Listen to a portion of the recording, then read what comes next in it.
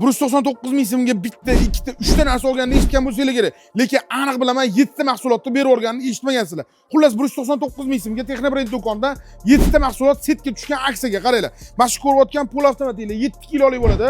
Pul avtomat yuvadi, chayadi, siqib quritib beradi. Qaranglar, men ko'rayotgan gilaminglar 2 ga 3 bo'ladi, nafis bo'ladi. Men ko'rayotgan Smart 32 talik televizoringlar. Men ko'rayotgan chopperinglar Samsungniki bo'ladi. Men ko'rayotgan dazmolinglar сделано в России bo'sh bo'ladi.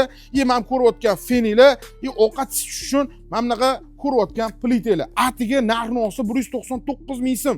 Okalar, xohlagan joy bilan solishtirib, xohlagan joy bilan narxini qiziqib ko'rsanglar bo'ladi. Men aytayotgan narxda zavod ham, sex ham, xullas do'konlar ham qilib berish olmasligiga kafolat beraman.